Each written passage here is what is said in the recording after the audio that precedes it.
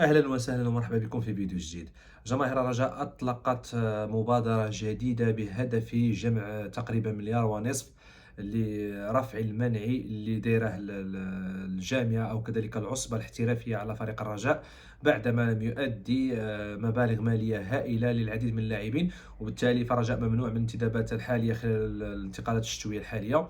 الرجاء الذي بحاجة إلى انتداب أسماء جديدة وكذلك إطلاق أو فسخ عقود عديد من اللاعبين اللي ما قدموش الإضافة. هذه المبادرة هذه جات عن طريق مسؤولين سابقين في الرجاء وكذلك غيورون على فريق الرجاء البيضاوي بعض الصفحات. أطلقوا هذه المبادرة تقريبا 6000 واحد اللي خص يشارك في هذه المبادرة بهدف يعني وصلوا النسبة ديال مليار و500 مليون تقريبا. المبلغ حدد في 2500 درهم لكل شخص أراد يعني المشاركة في هذه المبادرة. الهدف منها حسب جماهير الرجاء معاونة أو مساعدة الفريق بهدف رفع المنع كما قلنا. احنا عارفين أن الرجاء ينتظره نهاية موسم صعب، على اعتبار أن الرئيس أعلن استقالته عادل هالة، وبالتالي غادي يكون جمع غير عادي يوم 5 فبراير المقبل. غادي تكون لجنة اللي غادي تكمل الموسم إلى نهاية الموسم، وبالتالي غادي يتم انتخاب رئيس جديد.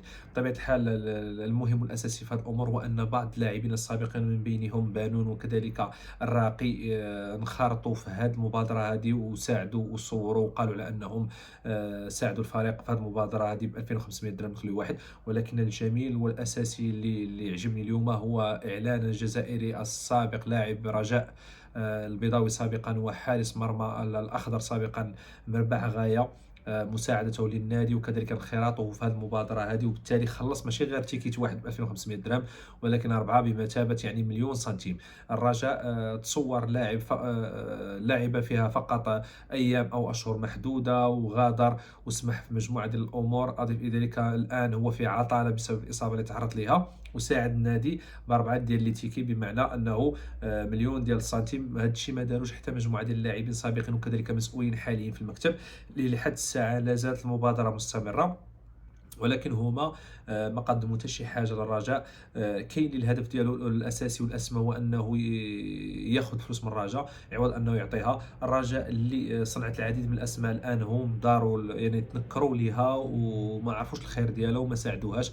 الرجاء كيف ما قدمت الغالي والنفيس لعديد الاسماء هم بحاجه الان الى رد يعني العرفان والشكر للفريق الام، ولو غير بهذه المبادره البسيطه اللي غادي تقول لي اختلفنا أو يعني اتفقنا ولا اختلفنا. كتبقى مبادره الهدف منها هدف نبيل. واخا انا كنقول على انه فريق من قيمه الرجاء حشومه على انه كل موسم يجي ونديروا الصينيه بهذا المفهوم هذا، واننا نعاونوا الفريق كل موسم نلقاوه في ازمه والحديث عن ازمه. انا كنظن الرجاء عنده ازمه رجال ماشي ازمه فلوس وازمه اموال كما كنقولوا حنا. الرجاء بطبيعه الحال كما قلنا الان هي بحاجه الى رفع المنع بعدما رفعته انتقالات الصيفي اللي كان 4 المليار والزياده عن طريق بروتوكولات اللي دارهم عادل هاله. انا كنقول فقط بروتوكولات على اعتبار انه كاين اللي باقي لحد الان باقي ما تخلصوش بصفه نهائيه. فيما طاحت اسماء جديده، لائحه جديده اللي غنقرا عليكم دابا اللي هي تقريبا مليار ونص. مثلا مروان الهدهودي تقريبا 451 مليون، مروان فخر 323 مليون، فهد منصف 39 مليون، فتح الرباطي نسبة انتقال الموهوب للفريق الروسي 20% وبالتالي 360 مليون، عزيز الشافعي 50 مليون، الدفاع الحسين الجديد ايضا كيطالب الرجاء بصفقة انتقال الحرافي اللي هي 50 مليون، وجدان 60 مليون، وكنا فاتي هو باغي 48 مليون، وكذلك عبد الاله مذكور لاعب سابق تا هو للرجاء 90 مليون. مجموع ديال المبلغ كيف ما هو مليار و471 مليون. بمعنى الرجاء الان في هذه المبادره هذه كتحاول انها توصل لهذا المبلغ هذا. لحد الان نقدر نقولوا على ان 90 واحد شارك في هذه المبادره النبيله في انتظار على انها تكمل وتوصل للعدد اللي بغاو جماهير الرجاء. انا كنقول دائما على انه الرجاء في السنوات الاخيره بهذه الانتدابات اللي ولات كدير هي من اصبحت تستنزف الخزينه ديال النادي، على اعتبار ان لي سالير كتعطيهم كبير بزاف، وبالتالي حتى الكونترات اللي كدير مع هاد اللاعبين لا يساوي الاداء اللي كيقدموه مع النادي. وبالتالي هذا الشيء اللي طاري حاليا من بينهم مثلا عمام واللي غادي يشد زباله ديال الفلوس، اضيف الى ذلك بيكور وغيرها من الاسماء اللي كاينين حاليا، واللي هما موضوع وكذلك مشروع ديال ليتيج مستقبلا ديال الرجاء البيضاوي. ان في حال اراد النادي فسخ العقود او كذلك الاستغناء عن هاد اللاعبين وما احترمش بنود الكونترا اللي كاينه معاهم. بطبيعة الحال كما قلنا هو أن الرجاء كان كيعاني منذ سنوات، ولكن يعني الاستراتيجية الجديدة اللي دارتها سواء المسؤولين أو الإدارة التقنية هي اللي خلت على أن النادي يخوى من الأعمدة الرئيسية ديال اللاعبين. وشفنا أنه لسنوات ما شفناش لاعبين من الرجاء من الشبان على أنهم كيكونوا في الفريق الأول، بخلاف زريدة اللي كاين حاليا هو الوحيد اللي كاين. لاعبين اللي سنوات ما شفناهمش، مواهب كثيرة طلعت من الفئات الصغرى. هادشي دليل على أن الفئات الصغرى ما بقاتش خزان كيف ما كانت شحال هذه للرجاء، وكانت كتعاون النادي وكتحقق له الاكتفاء الذاتي حينما يكون يمر بأزمة مالية أو كذلك بأزمة لاعبين. الآن الرجاء ولا كي يعول 100% على أندية خارجية وانتدابات خارجية، وبالتالي هذا الشيء زاد من الاستنزاف ديال النادي ديال الميزانية ديالو. أنا كنقول على أن الرجاء وجب عليه أولا العودة إلى الفئات الصغرى. يجب أيضا إعطاء هذه الفئات الصغرى للأشخاص اللي كيستحقوا على أنهم يكونوا مسؤولين عن الفئات الصغرى عفوا. وبالتالي يبعدوا حتى ديك المصطلحات ديال باك صاحبي وأن الناس اللي كيتحكموا. بطبيعة الحال خص الشفافية، خص المصداقية، خص أيضا الأسماء اللي جاية تخدم تكون راسها خاوي كرشها ما فيهش العجينة. شفنا أسماء كبيرة وأسماء اللي قوية رجاوية اللي كانت في الرجاء واللي تحاربت بسبب أنها ما بغاش تمشي في الطريق ديال أسماء اللي هي كتلعب في الرجاء واللي كتفرض على أن لاعبين يلعبوا بعينهم. مقابل راه حنا عارفين بلا ما ندويو هادشي كانوا في تصريحات سابقه، ولا من ارمومن لا من لاعبين سابقين في الرجاء اللي كانوا دازوا وكشفوا البيت الداخلي وقالوا الاوراق كما كنقولوا حنا على المليان دواو على هادشي. اذا الرجاء كما قلنا هي مبادره جيده، نتمنوا على ان ينخرطوا فيها لاعبين سابقين، لاعبين اللي غادي يخلصوا اربعه ديال الوراقي خمسه. نتمنوا هذه المبادره هي الهدف منها ان نعاونوا الفريق اللي كيحبوا الملايين ديال الرجاويين. ايضا هي فرصه حتى لهاد اللاعبين حاليا اللي كيلعبوا. هذا مطلب كنظن على انه مطلب اللي هو مطلب يعني حتى هو ممكن على انه يكون، على اعتبار ان اللاعبين الحاليين ما قدموش لمستوى الرجاء، وبالتالي فالتنازل عن 20% او 25% من الصالير ديالهم في هذه الازمه الماليه هذه غادي يبينوا ايضا على انهم كيبغيو الرجاء، على انهم ايضا مع الرجاء في الحلوه والمره، ماشي فقط غير في غير في فيما تكون الرجاء واقفه. ايضا من يكون النادي كيعاني فاللاعبين خصهم ايضا هما يقدموا المساعده للفريق من اجل عودته الى سكه انتصارات. وهذا هو الوقت المناسب على ان اشباه ديال عادل هاله، اشباه اللاعبين اللي جابوهم، انهم يبينوا حاليا على انهم غادي ينقصوا 20% او 25% من الصالير ديالهم او من الاموال اللي كيسالوا الرجاء، مقابل هذا الاداء الكارثي اللي قدموه الرجاء الان على بعد تقريبا 3 نقاط من اخر يعني اخر نادي في سبوره الترتيب.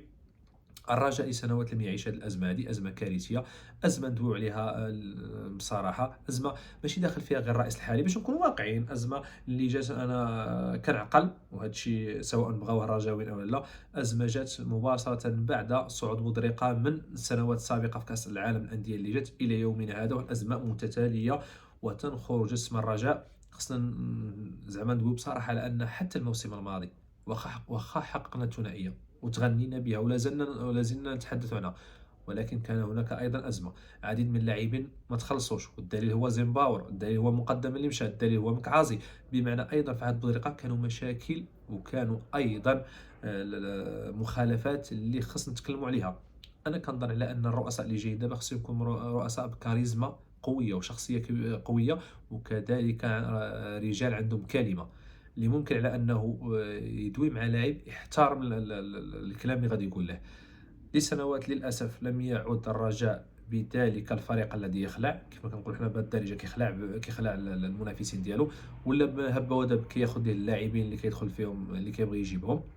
ايضا وهذا الشيء اللي كنقول انا على ان الاداره التقنيه في الرجاء بالنسبه للفئات الصغرى ما بقاتش، وهذا يجب اعاده النظر فيه لما فيه خير الرجاء.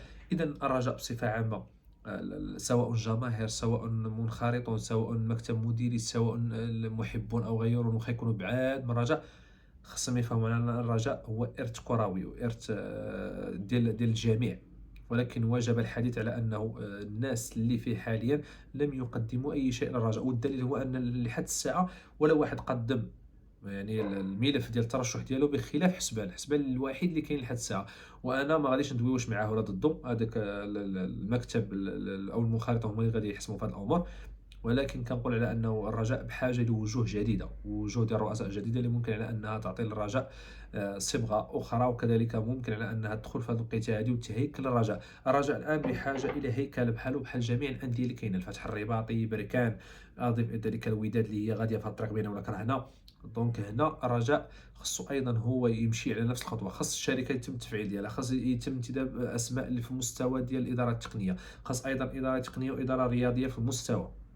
وكنظن على انه حتى في الوداد مثلا في اسوء حالته مع الناصري اللي كان بوحدو مضوي البلاد ومضوي الوداد كيف ما بان المفهوم هذا، وكان كيحكم في الاداره التقنيه وفي المدربين، وهذه ما كاينش كيدير هذه الكوارث هذه. فما بالك الان مثلا لا في عهد بودريقه، لا في عهد هاله، لا في عهد حسبان، لا في عهد رؤساء البدراوي، كانوا كيتكلموا ويتغنوا ويجيبوا نجوم ويجيبوا لاعبين، وكذلك يجيبوا حتى اسماء في الاداره التقنيه واسماء المهم هلم جرة من اسماء، وما كاينش ما كاينش كينجحوا بالنجاح اللي حققها الناصيري اللي كان بوحدو كيدير كل شيء. اذا كنظن على ان الرجاء الان هذه هي فرصه امامها، ماشي غير بهذه المبادره ولكن ايضا من اجل اعاده بناء الوضع الداخلي، ايضا بحاجه الى تعاقد مع اسماء ومدربين من الطراز الرفيع، وايضا خصنا نهتموا بالفئات الصغرى ونتهلاو فيهم. ما يمكنش على اننا كنجيبوا لاعبين مزبره الفلوس، لاعبين من انديه اخرى اللي ما كيقدموا حتى شي مستوى الرجاء، فيما اللاعبين ديال الشباب يتم يتم قهرهم، ما كيعطيوهمش الفلوس، كيجريو عليهم، ما كنتسوقوش ليهم، ما كنعطيوهمش فرصه. وكاين العديد دابا العديد ديال اللاعب هذاك في الدفاع مثلا كنديروا اسماء، جبنا اسماء مع العلم ان عندنا اسماء اللي ممكن يعولوا عليها، وكاين دابا اسماء اللي لا داعي لذكرها مع العديد من الصفحات كتغنى بها. اضف الى ذلك في وسط الميدان في الهجوم، هي بطبيعه الحال خص يكون النادي منفتح على باقي اللاعبين اللي ممكن على ان نجيبهم يعطوا قيمه اضافه للرجاء.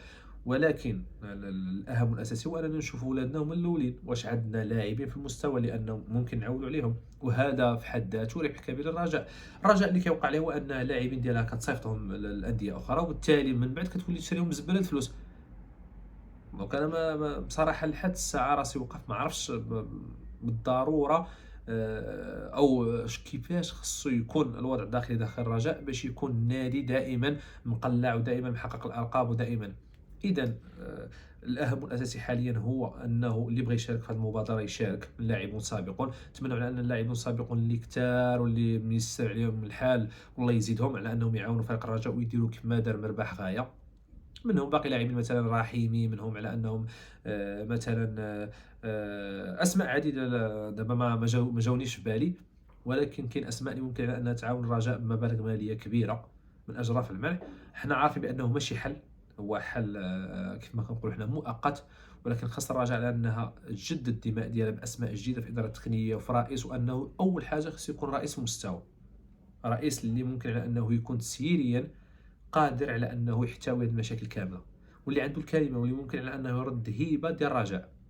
حنا عارفين لسنوات شنو كاين داخل الرجاء، عارفين المشاكل ديالو، عارفين الازمات ديالو. وانا كنقول على ان ازمه الرجاء الحقيقيه بدات عندما تقلد بودريقه في السنوات الاولى، ملي كان كاس العالم ديال 2013 وكاس العالم للانديه، فالازمه بدات من تما وهي جايه، عقود لاعبين مستشهرين، ومن تما اصلا كاين اسماء اللي دخلت المكتب المسير واللي حد الساعه تاكل من الرجاء، على الرغم من انها كتغنى بها وكتبين على انها رجويه، لكن راه هي ماشي رجويه، يعني فقط بغات تاكل من الرجاء، وانها بغات تصنع الاسم ديالها على ظهر الرجاء.